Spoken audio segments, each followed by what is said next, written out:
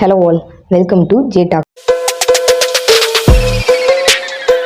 இன்றைக்கி நம்ம என்ன பார்க்க போகிறோம் அப்படின்னா how to increase self discipline அப்படின்னு சொல்லிட்டு தான் பார்க்க போகிறோம். ஸோ நம்ம எல்லாருக்குமே கனவு, லட்சியம் அந்த மாதிரி எல்லாமே இருந்திருக்கும். ஸோ இது எல்லாருமே அவங்க வாழ்க்கையில் அடைஞ்சிடுறாங்களா அப்படின்னு சொல்லி கேட்டால் கண்டிப்பாக இல்லை.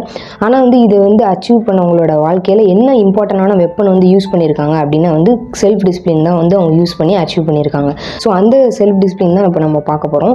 ஃபஸ்ட்டு என்ன அப்படின்னா செட் யுவர் கோல். ஸோ இப்போ உங்கள் எல்லாருக்குமே ஒரு டவுட் வந்திருக்கு, என்ன அப்படின்னா செல்ஃப் டிசிப்ளின் இன்க்ரீஸ் பண்ணுறதுக்கு எதுக்கு நம்ம கோல் செட் பண்ணணும் அப்படின்னு சொல்லிட்டு. ஏன் அப்படின்னா கோல் செட் பண்ணால் மட்டும்தான் அந்த இடத்துல செல்ஃப் டிசிப்ளினுக்கு ஃபோக்கஸ் அதிகமாக இருக்கும் அப்படின்னு சொல்லி சொல்கிறாங்க. Self discipline is important to reach the goal அப்படின்னு சொல்லி சொல்கிறாங்க. ஒரு லட்சியத்தை அடைவதற்கு செல்ஃப் டிசிப்ளின் ரொம்ப இம்பார்ட்டன்ட் அப்படின்னு சொல்லியிருக்காங்க. ஸோ கோல் இல்லாமல் செல்ஃப் டிசிப்ளின் இல்லை, செல்ஃப் டிசிப்ளின் இல்லாமல் கோல் இல்லை அப்படின்னு சொல்லியிருக்காங்க. ஸோ நீங்கள் அச்சீவ் பண்ணணும் அப்படின்னா கண்டிப்பாக நீங்கள் செல்ஃப் டிசிப்ளினை இன்க்ரீஸ் பண்ணியே ஆகணும் அப்படின்னு சொல்கிறாங்க. அப்படி நீங்கள் செல்ஃப் டிசிப்ளினை இன்க்ரீஸ் பண்ணணும் அப்படின்னா கோல் செட் பண்ணணும் அப்படின்னு சொல்லியிருக்காங்க.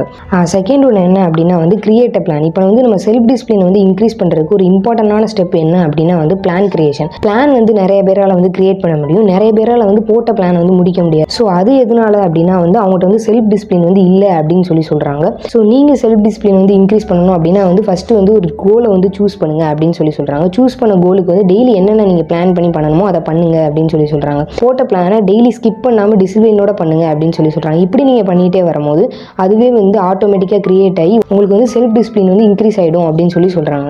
தேர்ட் ஒன் என்ன அப்படின்னா அவாய்ட் டிஸ்ட்ராக்ஷன். நிறைய பேர் டிஸ்ட்ராக்ஷன் அப்படின்னா மொபைல், கேமு அந்த மாதிரி தான் நினச்சிட்டு இருக்கீங்க. ஸோ அது மட்டும் டிஸ்ட்ராக்ஷன் கிடையாது. உங்கள் கோலுக்கு எதெல்லாம் தேவையில்லாதோ அது எல்லாமே டிஸ்ட்ராக்ஷன் அப்படின்னு சொல்கிறாங்க. நீங்கள் செல்ஃப் டிசிப்ளினோட இருக்கணும் அப்படின்னா கண்டிப்பாக டிஸ்ட்ராக்ஷன் அவாய்ட் பண்ணணும் அப்படின்னு சொல்கிறாங்க. இப்படி நீங்கள் டிஸ்ட்ராக்ஷன் அவாய்ட் பண்ணிட்டு இருந்தீங்க அப்படின்னா அதுவே ஆட்டோமேட்டிக்காக உங்கள் செல்ஃப் டிசிப்ளின் இன்க்ரீஸ் ஆயிரும் அப்படின்னு சொல்லிட்டு இருக்காங்க. ஃபோர்த் ஒன் என்ன அப்படின்னா ரிவார்ட் யுவர் செல்ஃப். செல்ஃப் டிசிப்ளினுக்கு இது ரொம்ப இம்பார்ட்டன்ட் அப்படின்னு சொல்கிறாங்க. அதாவது மோட்டிவேஷன் அப்படின்றது எல்லாருக்குமே தெரியும். இது motivation நம்மளுக்குள்ளே பண்ணிக்கிறதா reward your self.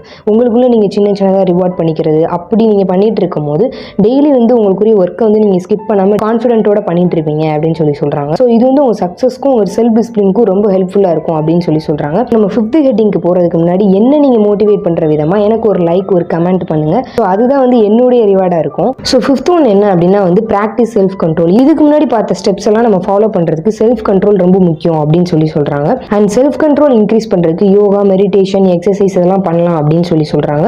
So இந்த 5 ஸ்டெப்ஸை நீங்கள் ஃபாலோ பண்ணி உங்கள் செல்ஃப் டிசிப்ளின் இன்க்ரீஸ் பண்ணிக்கோங்க. இந்த வீடியோ பிடிச்சிருந்துச்சு அப்படின்னா லைக் பண்ணுங்கள், ஷேர் பண்ணுங்கள், கமெண்ட் பண்ணுங்கள், சப்ஸ்கிரைப் பண்ணுங்கள். And thank you all. Let we all see in next video. Bye.